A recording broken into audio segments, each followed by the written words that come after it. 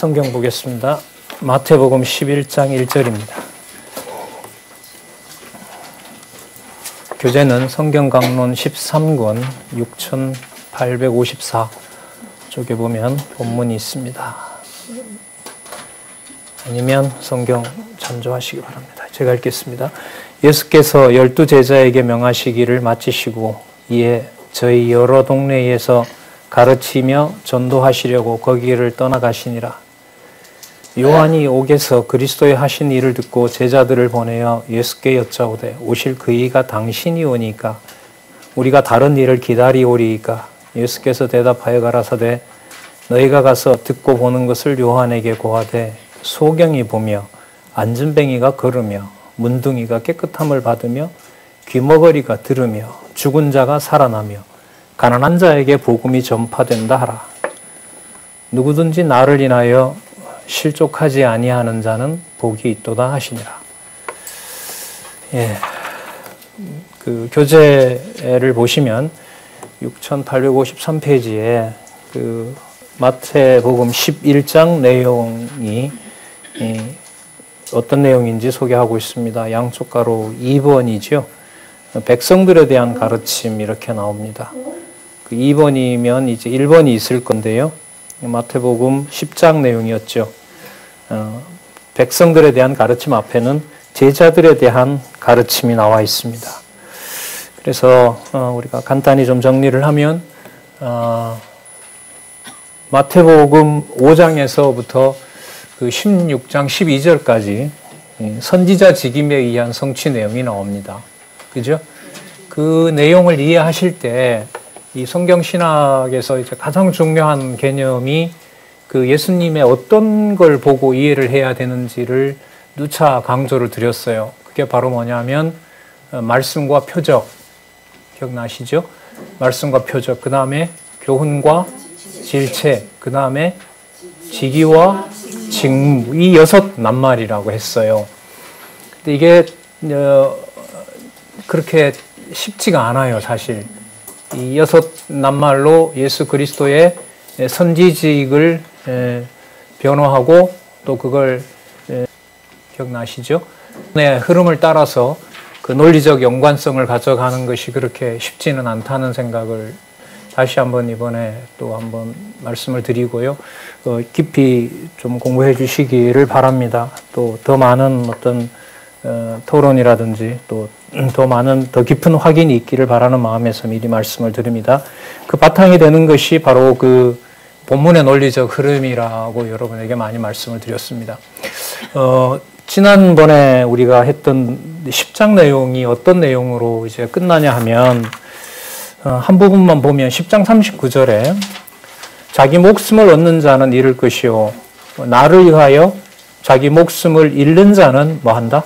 얻으리라. 이렇게 되는 것이 바로 그 본문의 논리적 흐름이라고 여러분에게 많이 말씀을 드렸습니다. 지난번에 우리가 했던 10장 내용이 어떤 하시니라 이렇게 나와 있습니다. 그럼 아까 39절로 가서 이제 보면 그 상을 잃지 않는다. 그러면 상을 받는다라는 것이 여기서 보면 어떤 내용이 앞서 있어요? 예수 그리스도를 위하여 뭘 잃어버리는 자, 목숨을 잃어버리는 것하고 연관이 돼요. 이것은 불가능합니다. 인간들이 생각하는. 그러니까 안식일 좀 지키고 그 다음에 율법을 지키고 나름대로 엄격하게 지키겠죠. 예수님 당시에 바리새인들이나 사두개인들은 그것 가지고는 안 된다는 거예요. 그걸 하나님께서 예수 그리스도를 위하여 뭘 잃어버리는 자, 목숨을 잃어버리는 것하고 연관에 평범한 언어이고 뭔가를 듣기 좋은 뜻으로 말하는 것이 교훈이라고 하지만 실제로 그 교훈의 내용에 들어가 보면 그 교훈의 기준은 인간들이 생각하거나 또 유대인들이 생각하는 것과는 같아 다르다? 전혀 질적으로 다른 겁니다. 이 내용을 어디에서 이제 어떻게 우리가 경험을 하게 되냐면 본문의 바탕을 두고 교훈이라는 제목을 보는 것과 지금 이런 본문을 무시하고 그냥 예수님이 교훈하신 내용이야. 이것은 진짜 근본적인 차이입니다. 엄청난 차이가 나는 거예요. 그래서 우리는 그 시가서에서 시간을 많이 보냈기도 하지 전혀 질적으로 다른 겁니다. 이 내용에서 가르치시는 내용들에 대한 본문의 그 단단한 바탕에 흐름 속에 많은 내용들을 바탕으로 하지 않으면 마가복음이나 누가복음에 가면 헷갈리게 됩니다. 그냥 제시해 놓은 대로 직임이다, 신분이다, 사역이다, 본성이다. 여러분 이것 가지고는 방어가 안 돼요. 그냥 듣기에는 편할 수 있을는지 몰라도 모르겠습니다. 다음 세대의 공부를 치밀하게 해가고 또 여러 이제 신학이나 또 이런 어떤 부분 전문가들이 어떤 질문을 했을 때 큰 흐름 속에서 전체 속에서 하나님의 말씀을 힘있게 잡아내지 못한다면 그것은 이 모든 연구들이 결국은 뒤로 돌아가는 일이 벌어질 것 같다는 이런 질문인지 몰라도 모르겠습니다. 다음 세대에 치밀하게 우리 시대에 주어진 이 안내가 얼마나 귀한 것인가를 이 시간에 다시 한번 말씀을 드리는 것입니다. 자, 10장 아까 39절과 42절을 끝부분을 잠시 살펴봤습니다. 상을 얻는다라는 문제가 무슨 문제하고 연관되어 있다? 목숨을 잃는 것하고 연관되어 있고 이게 교훈의 10장에 나타난 교훈 내용의 결론이었다는 사실입니다. 그러니까 우리 기준에서 말하는 어떤 그런 편안함이 아니다는 사실을 다시 한번 말씀을 드리고요. 자, 그럼 이걸 염두에 두시면서 11장에 가셔서 이제 지금 방금 읽었던 요한의 어떤 제자들에게 예수님께서 하신 말씀들을 한번 또 생각을 해보도록 하겠습니다. 요한 나타난 교훈 내용의 결론이었다는 사실입니다. 그러니까 우리 기준에서 말하는 어떤 그런 편안함이 아니다는 사실을 다시 한번 말씀을 드리고요. 자, 그럼 이걸 염두에 두시면서 11장에 가셔서 이제 지금 방금 읽었던 요한의 어떤 제자들에게 예수님께서 하신 말씀들을 한번 또 생각을 해보도록 하겠습니다. 요한 나타난 교훈 내용의 결론이었다는 사실입니다. 그러니까 우리 기준에서 말하는 어떤 그런 편안함이 아니다는 사실을 다시 한번 말씀을 드리고요. 자, 그럼 이걸 염두에 두시면서 10이 왔다? 다윗의 후손으로 온 것이 아니라 하나님의 아들로 왔다는 이 엄청난 사건을 세례 요한은 자기 시대에 이제 마지막으로 보게 되는 거예요. 그래서 너무 궁금한 요한 나타난 교훈 내용의 결론이었다를 소개하고 있냐면 세례 요한 사건을 소개하고 있는 거예요. 그래서 요 사건 다음에 요 사건, 이 사건 다음에 요 사건, 그 연결성이 여러분과 저에게 남아있는 우리 저자와 함께 살고 있는 우리 시대의 가장 중요한 공부 과제라고 저는 생각을 하는 겁니다. 그래서 읽고 또 읽고 확인하고 보지 않더라도 성경의 핵심 구절들이 떠오르면서 하나님 살아계신 것을 확증해 갈 수 있는 그런 기쁨들이 컸으면 하는 거죠. 자, 예수님께서 바로 직답은 피하면서 소경이 보며 안진뱅이가 걸으며 문둥이가 깨끗함을 받으며 귀머거리가 들으며 죽은 자가 살아나며 가난한 자에게 복음이 전파된다라고 얘기를 합니다. 그러면서 하시는 말씀이 뭐라고 확인하고 보지 않더라도 성경의 핵심 구절들이 떠오르면서 하나님 살아계신 것을 확증해 갈 수 있는 그런 기쁨들이 컸으면 하는 거죠. 자, 예수님께서 바로 직답은 피하면서 소경이 보며 안진뱅이가 걸으며 문둥이가 깨끗함을 받으며 귀머거리가 들으며 죽은 자가 살아나며 대로 가면 길이 있다 없다? 없다. 이게 상당히 강한 대답인 거예요.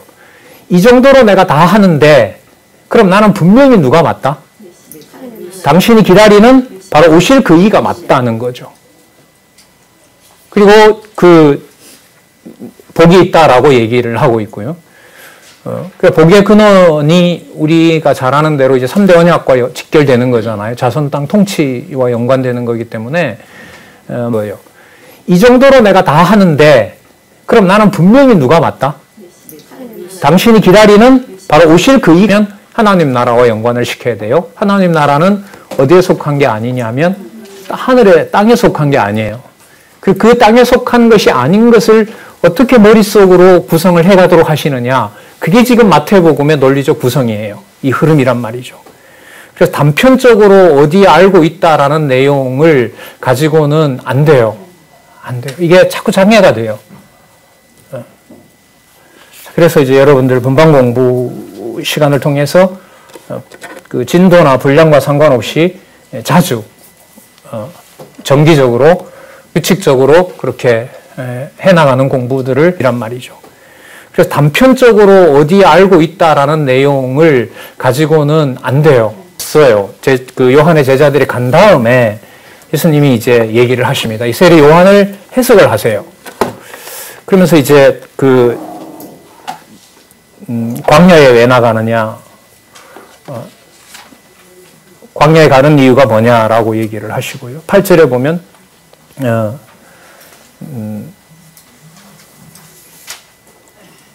광야에 분의 제자들이 간 다음에 예수님이 이제 얘기를 하십니다. 이 세례 요한을 해석을 하세요. 그러면서 광야의 선지자가 온다고 했기 때문에 그렇다는 거죠. 그래서 너희들이 광야를 주목한 것이다는 거죠. 약속대로 이루어진 거잖아요.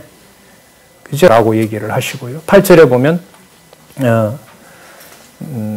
옳다. 내가 너희에게 이르노니 선지자보다 나은 자니라. 자, 그러면서 10절에 보면 말라기 3장 1절을 소개합니다. 보라, 내가 내 사자를 내 앞에 보내노니 저가 내 길을 내 앞으로 예비하리라 하신 것이 이 사람에 대한 말씀이니라. 내가 진실로 너희에게 말하노니 여자가 낳은 자 중에 세례 요한보다 큰 이가 일어남이 없도다.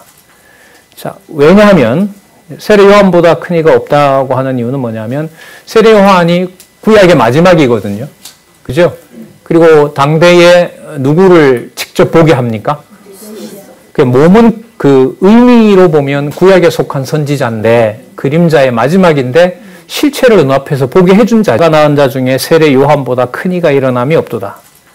자, 왜냐하면 세례 요한보다 큰 이가 없다고 하는 이유는 뭐냐면 세례 요한이 구약의 마지막이거든요. 그죠? 그리고 당대에 누구를 직접 보게 합니까?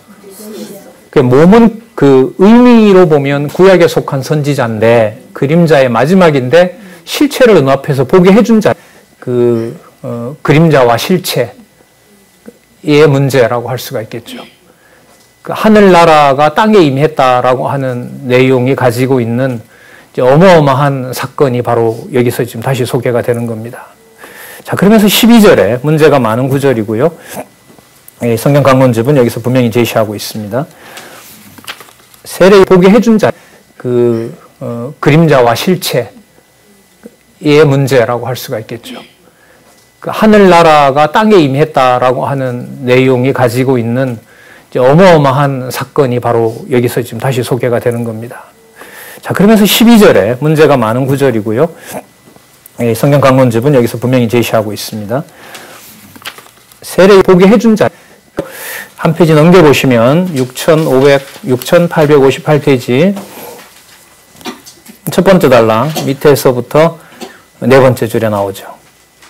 세례 요한의 때부터 지금까지 천국은 침략을 당하나니 난폭한 자가 잡아 끌어가느니라로 번역된다. 곧 세례 보게 해준 자, 한 페이지 넘겨보시면 6858페이지 또 속한 자들을 잡아 끌어간다는 뜻이다. 여러분, 이건 천국의 확장이에요. 천국의 그 몰락이에요.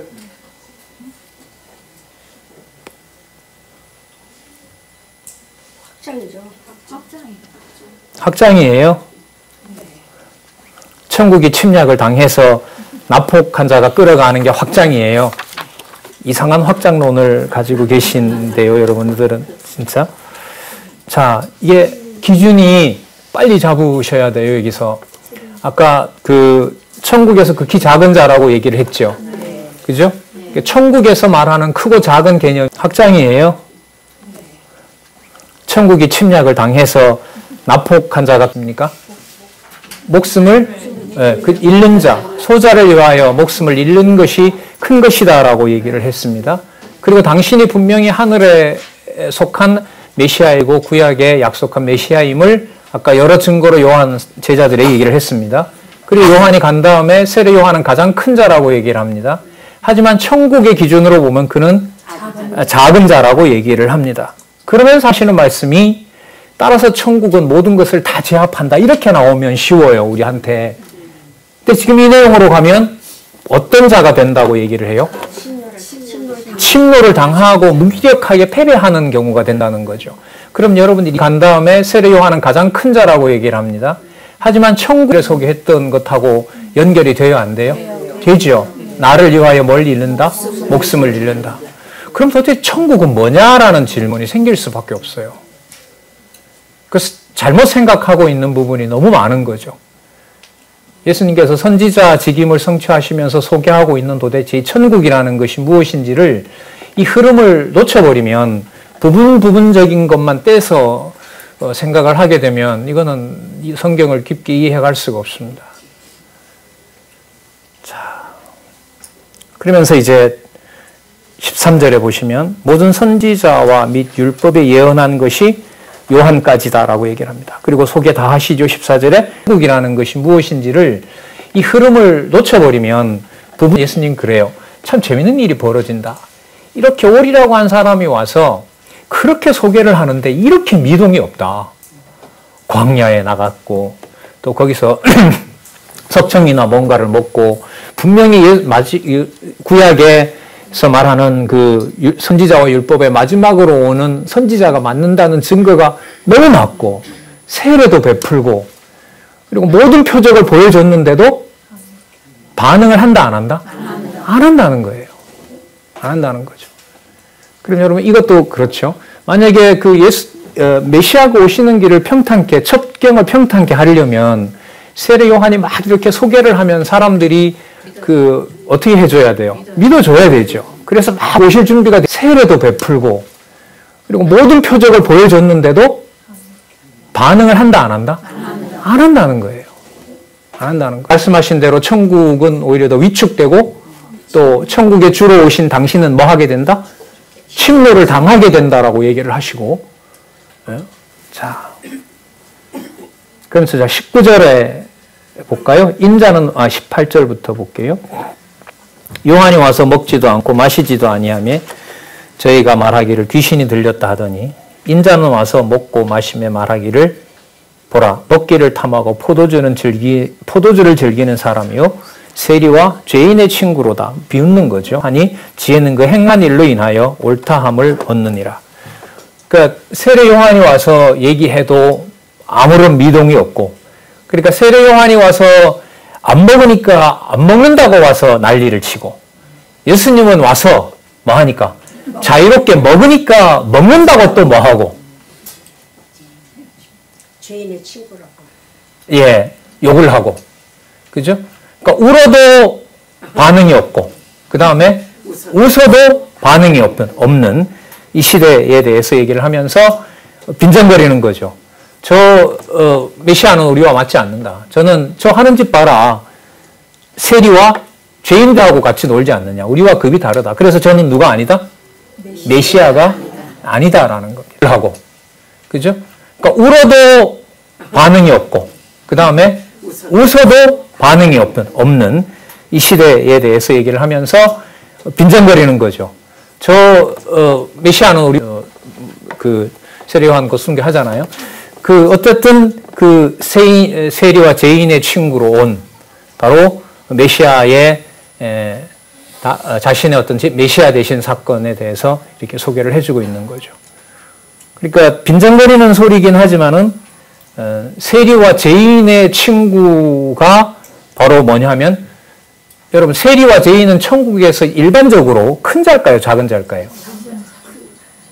아니요. 일반적으로 유대인들이 볼 때 세리와 죄인은 어디 천국에 자신의 어떤 메시아 되신 사건에 그러니까 11절 끝에 천국에서 극히 작은 자가 바로 누구냐면 여기 세리와 죄인의 친구라고 보시면 되는 거죠. 이게 10장 마지막 절에서부터 계속해서 지금 연결되어 오고 있는 예수님께서 가르치고 계신 바로 교훈의 핵심입니다.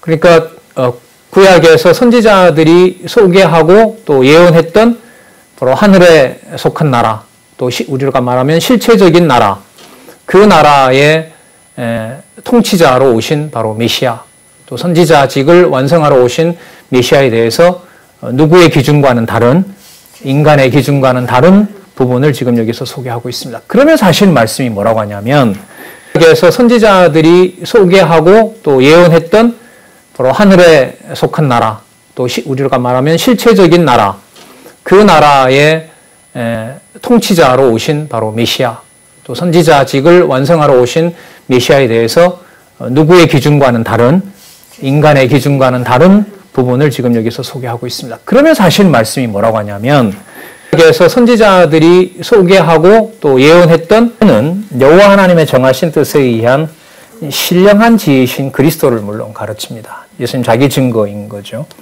자, 그 다음에 그 밑에 내려와서 보시면은 그 행한 일은 예수께서 행하신 표적을 가리킨다. 따라서 이 시대 사람들이 그래서 선지자들이 소개하고 또 예언했던 여호와 하나님의 정하신 뜻에 의한 신령한 지혜이신 그리스도를 물론 가르칩니다. 예수님 자기 증거인 거죠. 자, 그 다음에 그 밑에 내려와서 보시면은 그 행한 일은 예수께서 행하신 표적을 가리킨다. 따라서 이 시대 사람들이 그래서 선지자들이 소개하고 또 예언했던 여호와 하나님의 정하신 뜻에 의한 신령한 지혜이신 그리스도를 물론 가르칩니다. 예수님 자기 증거인 거죠. 자, 그 다음 수 없는 거죠. 그러므로 어디에 속한 거예요? 적어도 인간에게 속한 건 아니에요. 그리고 구약에서 말하고 있었던 것과 다른 것이죠. 사람들이 우리로 보면 마태복음에서부터 시작하는 이 복음의 말씀은 영원한 것을 그 문자로, 우리는 지금 한글로 보고 있지만 글자로 사람이 들을 수 있는 언어로, 볼 수 있는 언어로 또 들을 수 있는 이 진리의 말씀으로 선포되고 있다는 사실이 바로 지금 예수님께서 오셔서 하고 계신 5장에서부터 16장 12절까지 나타난 바로 선지자 직임이라는 겁니다. 그래서 선지자 직임이라는 것을 그 땅에서 구약의 선지자들이 많이 했던 걸 예수님께서 단순히 하신다 이게 아니라 하늘에 속한 비밀을 풀어주시는 일로, 그리고 우리가 살펴봤던 이사야부터 말라기까지 그 5장에서부터 16장 12절까지 나타난 바로 선지자 직임이라는 거로 오신, 그래서 무슨 직을 성취하시는? 선지자직을 성취하시는 분이다라는 사실을 여기서 우리가 확인을 할 수가 있습니다.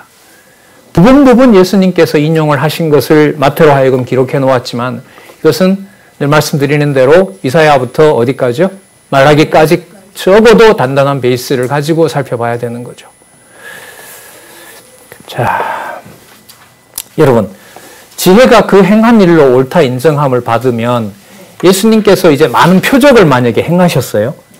그러면 그 행하신 표적을 행하실 때는 당신이 메시아임을 증거하려고 그러는 거 아닐 거 아니에요. 그죠? 그리고 적어도 단단한 베이스를 가지고 살펴봐야 되는 거죠. 자, 여러분, 지혜가 그 행한 일로 옳다 인정함을 받으면 예수님께서 이제 많은 표적을 만약에 행하셨어요. 그러면 그 행하신 예수께서 권능을 가장 많이 베푸신 고을들이 회개치 아니함으로 그때에 책망하시되 화가 있을진저 고라시나 화가 있을진저 벳세다야 너에게 행한 모든 권능을 두로와 시돈에 행하였다면 저희가 벌써 베옷을 입고 앉아 회개하였으리라. 내가 너희에게 이르노니 심판날에 두로와 시돈이 너희보다 견디기 쉬우리라. 권능을 가장 많이 베푸신 고을들이 회개치 아니함으로 그때의 권능을 소돔에서 행하였다면 그 성이 오늘날까지 있었으리라. 굉장히 강하죠. 그죠? 드로와 시돈, 이 소돔과 고모라 여러분 잘 아시잖아요. 이 고라신, 벳세다, 가버나움은 저는 이제 불신의 삼각지라고 부르는데 이 트라이앵글이에요. 이게 이렇게 삼각지로 되어 있어 갈릴리 주변에. 여기에 대해서 맹폭격을 퍼부으시는 거예요. 그러니까 앞부분에 보면 지혜는 행한 일로 인하여 옳다함을 받는다고 했다면 권능을 가장 많이 베풀었으므로 어떤 내용이 나오면 좋아요? 이렇게 믿지 않는 것들 이 동네들도 뭐 하더라? 이제는 너무나 이 트라이앵글이에요. 그러면 여러분 이 믿지 않는 많은 권능을 베풀었지만 믿지 않는다는 것이 하나님의 지혜를 위축시킵니까? 아니면 정한 뜻을 이루는 겁니까? 진짜 그렇게 생각하세요? 이렇게 전했는데도 이렇게 안 믿는 것이 하나님의 정한 뜻이 맞아요? 아, 맞대요. 이제는 주저하지 않고 얘기를 자, 왜 그러냐면 인간이 믿든 안 믿든 하나님의 존재와는 상관이 없어요. 네, 그게 분명히. 그래서 하나님 존재, 여호와 계시가 목적인 거예요. 내가 안 믿는데도 여호와 계시가 중요한가? 그래도 내가 적어도 믿어야지. 맞아요? 맞대요. 안 맞아요? 여러분 안 믿어줘도 좋아요? 하나님이 계시기만 한다면? 말이 되는지 안 되는지 저도 잘 되는지 모르겠는데 지옥 가든 천국 가든 상관없어요? 하나님만 계시면? 우리가 좋고 마음이 절대적인 존재인데 우리가 싫고 맞고 그게 어딨어요? 네, 알았어요. 전능성 배우고 있습니다. 여러분 이런 말을 우리가 이렇게 자유롭게 할 수가 없어요. 근데 이 마태복음의 이 흐름을 따라가면 이 말이 돼요. 이게. 네. 그래서 하나님 뭐 마음대로 버려도 좋지. 그 마음이 절대적인 존재인데 우리가 싫고 맞고 그게 어딨어요? 네, 알았어요. 전능성 배우고 있습니다. 여러분 이런 말을 우리가 이렇게 자유롭게 할 수가 없어요. 근데 이 마태복음의 이 흐름을 따라가면 이 말이 돼요. 이게. 네. 그래서 하나님 뭐 마음대로 버려도 좋지. 그 마음이 절대적인 존재. 그런데 이 것들을 막고 우리가 많이 잃어버렸던 것이 바로 이런 흐름의 본문들에 대한 연결고리가 우리에게 없어요.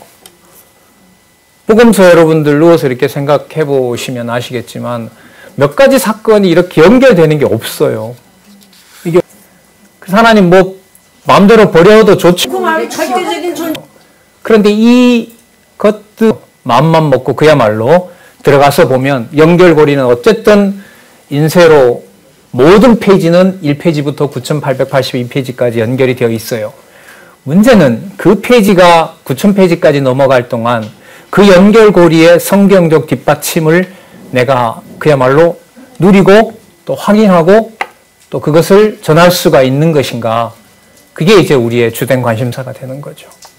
자, 그걸 거기에 맞춰서 여러분에게 지금 설명을 드리고 있습니다. 그러면 권능을 가장 많이 베푼 고울이지만 회개하지 않고 그 땅이 심판날에 멸망받아 마땅한 땅이 된다는 것이 누리고 또 확인하고 또 그것을 전할 수가 있는 것인가. 그게 이제 우리의 주된 관심사가 되는 거죠. 자, 그걸 거기에 맞춰서 여러분에게 지금 설명을 드리고 있습니다. 그러면 권능을 가장 많이 베푼 고울이지만 회개하지 않고 그 땅이 심판날에 멸망받아 마땅한 땅이 된다는 것이 좋은 것과 나쁜 것의 문제에다 맞추면 예수님이 지금 하시는 이 말씀을 소위 말하는 복음이라는 것으로 받아들이기가 쉬울까요? 어려울까요? 어려워요. 절대로 어렵죠. 이거는 불가능한 일입니다.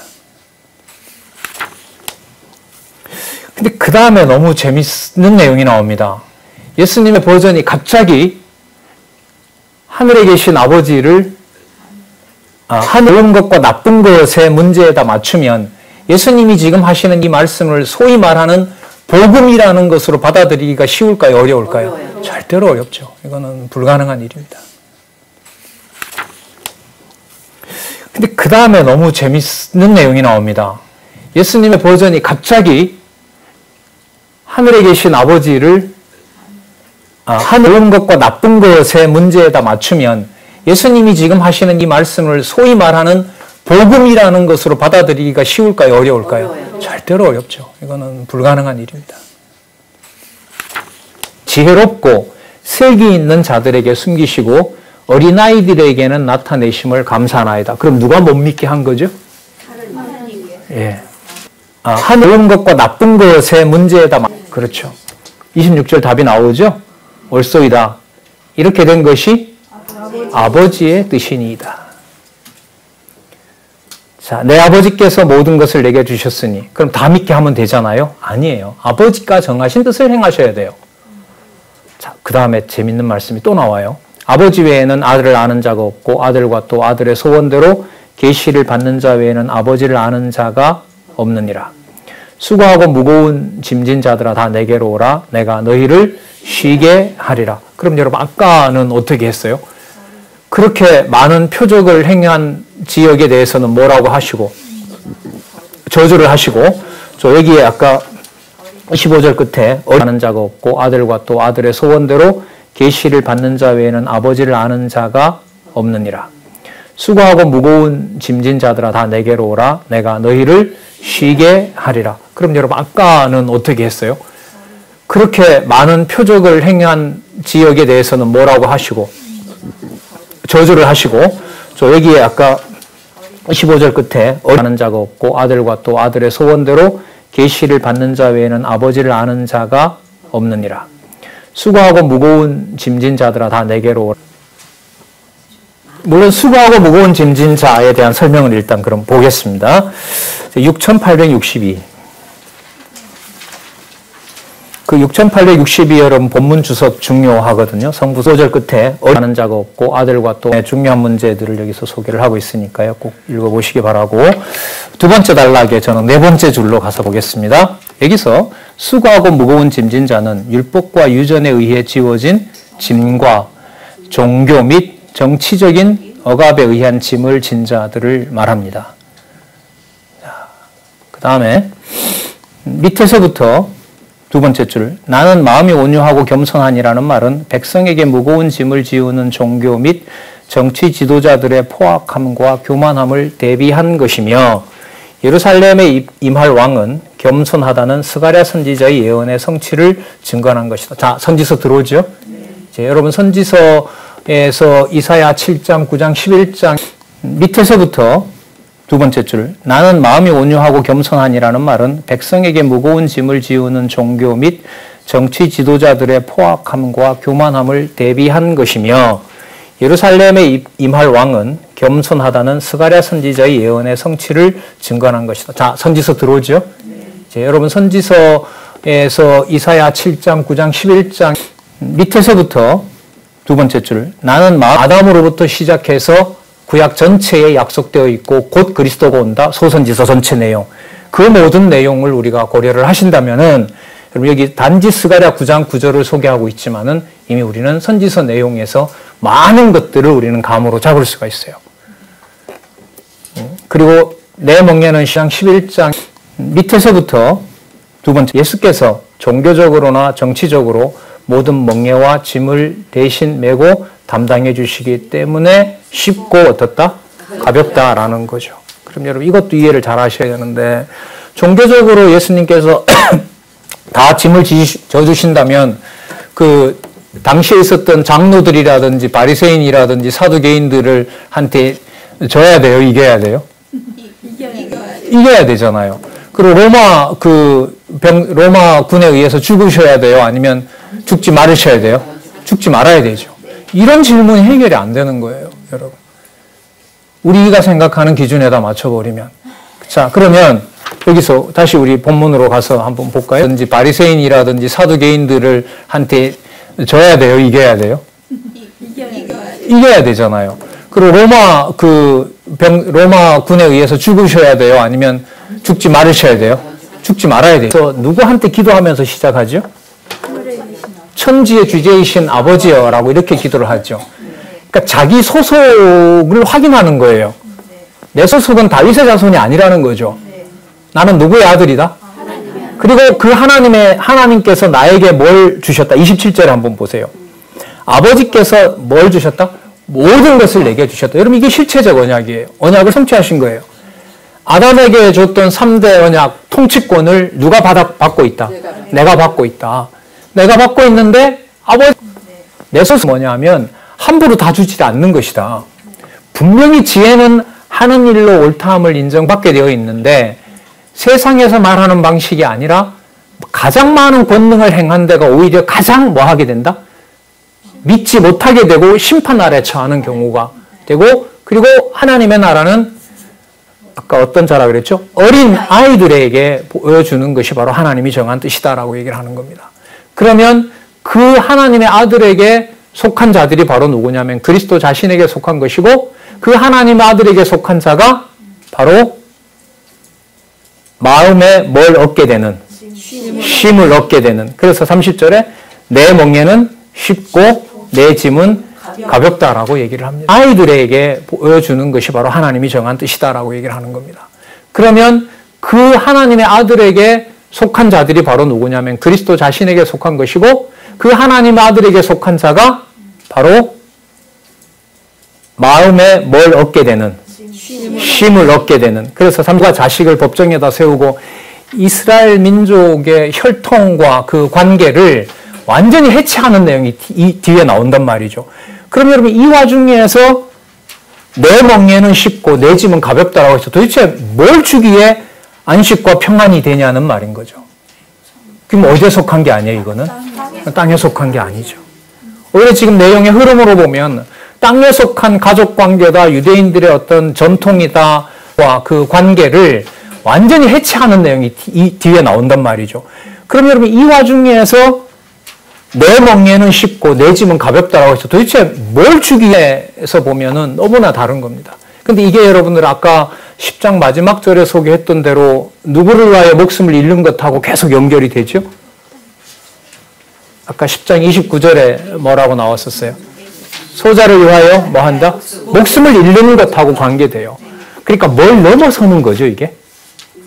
인간의 육신을 넘어선 그야말로 영원한 생명을 소개하고 있는 거죠. 그리고 그 생명을 통치하는 나라가 어떤 나라다? 천국이다. 그 천국이 여러분들 막연한 게 아니고요. 그 천국을 나왔었어요. 소자를 위하여 뭐 한다? 목숨을 잃는 것하고 관계돼요. 그러니까 뭘 넘어서는 거죠, 이게? 인간의 육신을 넘어선 그야말로 영원한 생명을 소개하고 있는 거죠. 그리고 그 생명을 통치하는 나라가 어떤 나라다? 천국이다. 그 천국이 여러분들 막연한 게 아니고요. 그 천국을 나왔었어요. 소자를 위하여 뭐 한다? 목숨을 잃는 것하고 관계돼요. 그러니까 뭘 넘어서는 거죠, 이게? 인간의 육신을 넘어선 그야말로 영원한 도저히 못 견디잖아요. 자기가 하나님 아들인 것처럼 대변을 하고 자기 말이 하나님의 말인 것처럼 하니까 돌을 들을 수밖에 없는 거예요, 유대인들로서는. 그 말은 예수님이 하시는 말씀이 어디에 속한 게 아니다? 땅에 속한 게 아니라는 걸 보여주죠. 자, 그럼 한번 볼까요?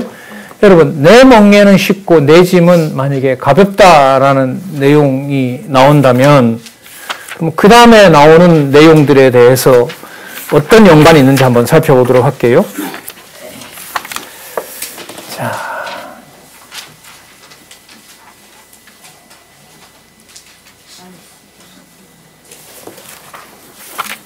여러분 12장부터 이제 예수님의 뭐가 나오죠? 질책이 나오죠. 질책이 나옵니다. 자, 그 단락 4개는 여러분 꼭 염두에 두시고요. 두 번째 단락 창세전 근거, 세 번째 단락 시편의 내용을 바탕으로 역사적으로 성취된 거, 언약 성취 관계라 그래요.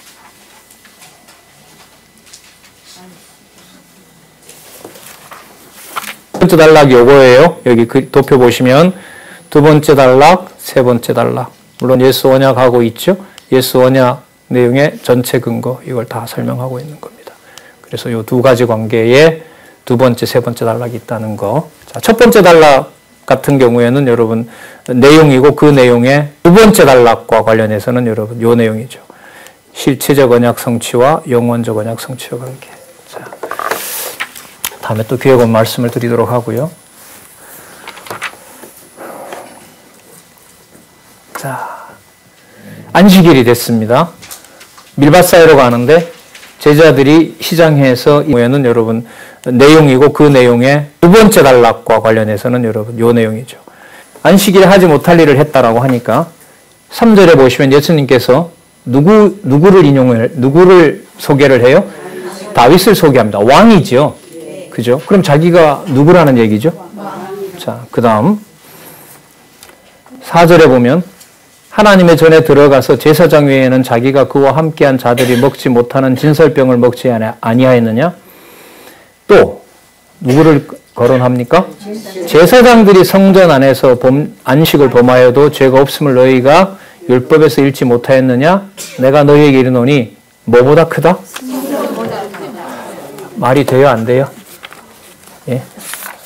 전에 들어가서 제사장 외에는 자기가 그와 함께한 자들이 먹지 못하는 진설병을 먹지 아니하였느냐? 또 누구를 거론합니까?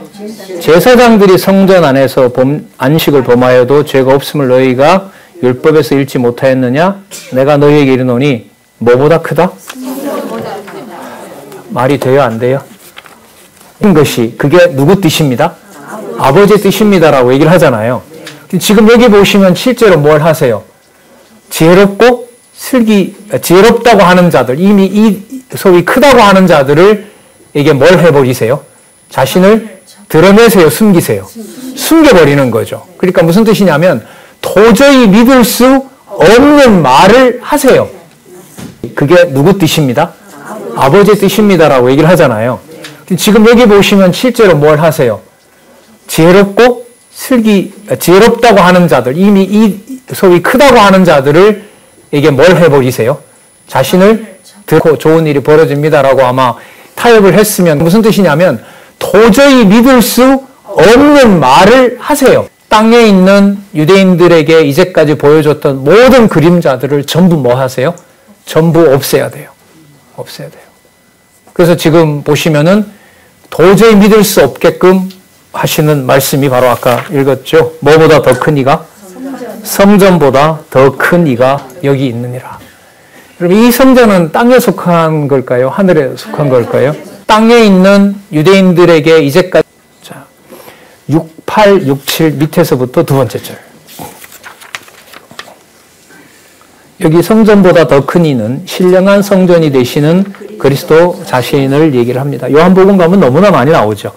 자, 이런 바탕을 가지고 이제 가서 또 나중에 복음서 전체를 예수의 성체 전체를 볼 수 있으면 좋겠습니다. 많은 훈련이 필요합니다. 많은 반복이 필요하고요.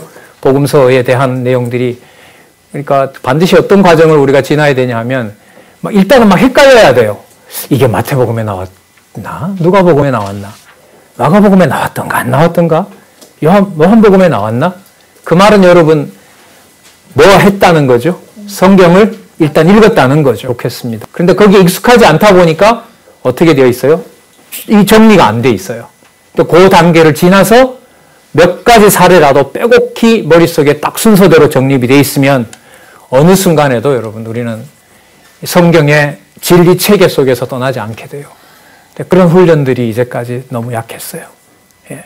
그게 요즘 계속 강조를 드리는 거고.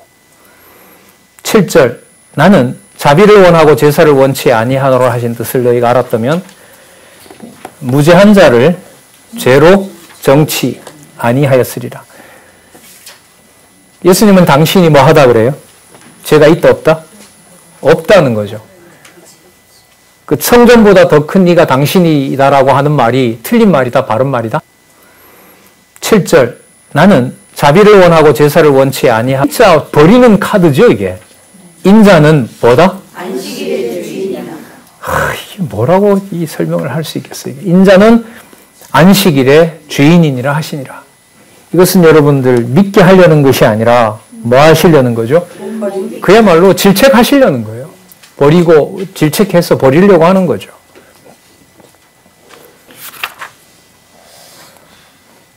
그러면 안식일의 주인이 되시면 또 아까 성전보다 더 큰 이라고 그랬잖아요. 물론 이때 성전은 눈에 보이는 아마 예루살렘 성전일 겁니다. 그러나 우리 이사야에서부터 말라기까지 또 그리고 에스라 느헤미야에서 버리고 질책해서 버리려고 하는 거죠.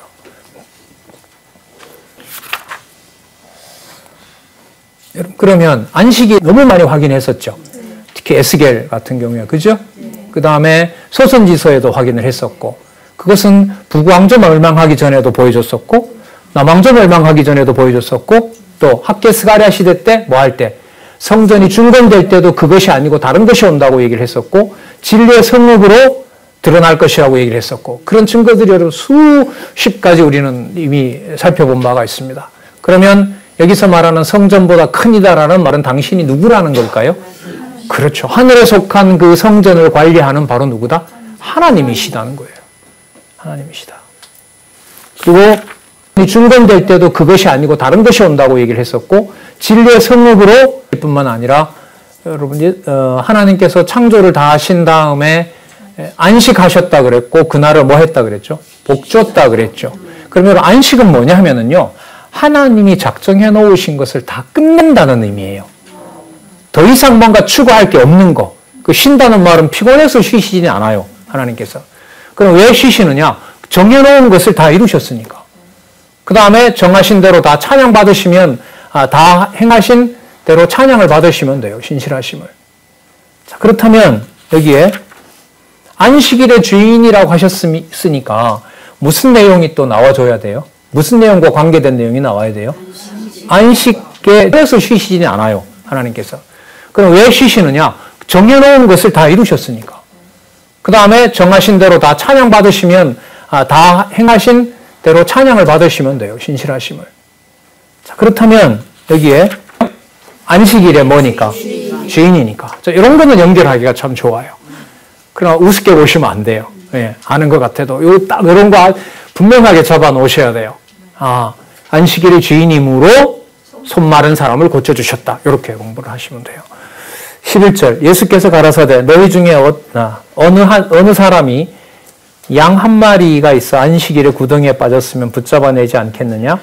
사람이 양보다 얼마나 더 귀하냐? 그러므로 안식일에 무엇을 행하는 거? 딱 이런 거. 왜 그러면 당신이 안식일에 악처럼 보이는 행동을 하는 것을 선이라고 말씀하실 수 있죠? 당신이 누구니까? 아니, 안식일의 주인이니까. 주인 마음대로 버릴 거 버리고 취할 거 취하고 주인 생각에 불쌍하다고 하면 구해주는 거죠. 그래서 내가 누가 된다?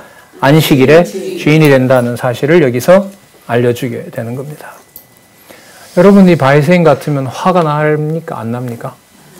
반명도 못해. 하는 짓으로 보면 따라갈 수도 없어. 속에서 생기는 건 뭐밖에 안 생기고 저걸 죽여야겠다. 14절 바리새인들이 나가서 어떻게 예수를 죽일고 의논하거늘 예수님께서 아시고 가만 계시지죠. 또 다른 말씀을 또 하세요. 자, 예수께서 들려주게 되는 겁니다. 여러분이 바리새인 같으면 화가 납니까? 안 나? 여러분 아까 예수님께서 누구한테 기도하셨다 그랬죠? 하늘에 계신 아버지께 기도했다 그랬죠. 누구 일을 하러 오셨다 그랬어요? 그렇죠. 아버지 일을 하신다고 얘기를 하셨죠. 그러면 참 선지자라고 하는 것은 누구의 뜻을 모르면 전할 수가 없는 자예요. 그렇죠. 이걸 여러분 창세전까지 가지 않고 어떻게 설명할 수 있겠어요? 이건 잠시 놔둬야 돼요. 이 모든 것들의 의무는 어디 가서 풀리느냐? 요한복음에 가서 풀려요. 요한복음에 가서. 나를 본 자는 아버지를 보았다. 이런 구절들 기억나시는 것처럼 거기 가면 하늘과 땅이 차이가 없어요. 눈앞에 보이는 것이 곧 영원한 것이고 막 이런 식으로 설명이 됩니다. 자, 그래서 이런 부분들이 창세전까지 가지 않고 어떻게 설명할 수 있겠어요? 이건 잠시 놔둬야 돼요.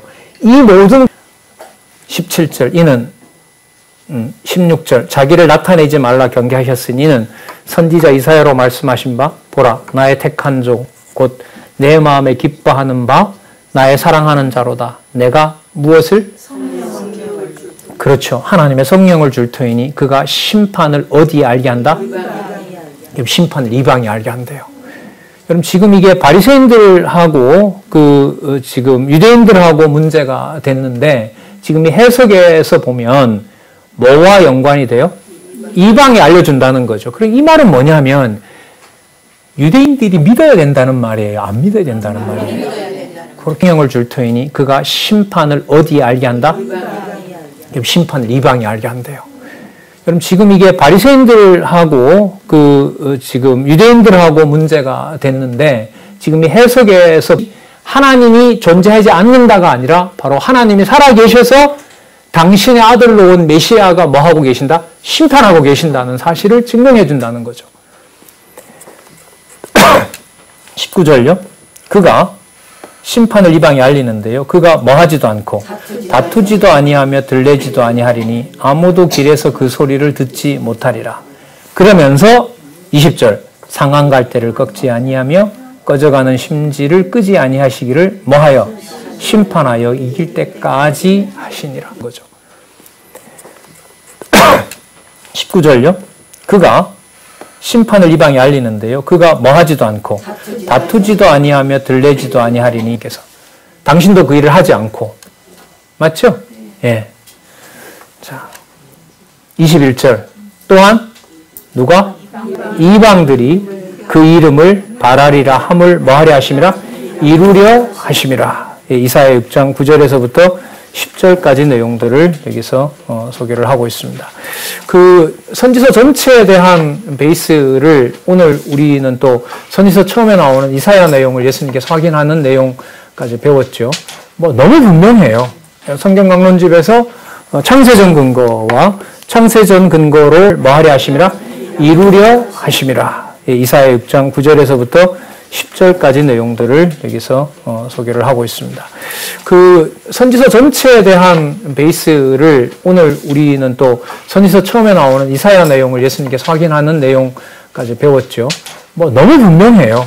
성경 강론집에서 창세전 근거와 창세전 근거를 뭐 하려 하심이라? 이루려 하심이라. 이사야 6장 9절에서부터 10절까지 내용들을 여기서 소개를 하고 있습니다. 그 선지서 전체에 대한 베이스를 오늘 우리는 또 공부하시고 더 좋아하시고 더 많은 시간들을 보내셨으면 좋겠습니다. 22절부터 다음 시간에 하도록 하겠습니다. 기도하겠습니다. 하나님 아버지 감사한 근거를 뭐 하려 하심이라? 이루려 하심이라. 이사야 6장 9절에서부터 10절까지 내용들을 여기서 소개를 하고 있습니다. 그 선지서 전체에 대한 베이스를 오늘 우리는 또 공부하시고 더 좋아하시고 더 많은 시간들을 보내셨으면 좋겠습니다. 22절부터 다음 시간에 하도록 하겠습니다. 기도하겠습니다. 하나님 아버지 감사한 근거를 뭐 하려 하심이라? 이루려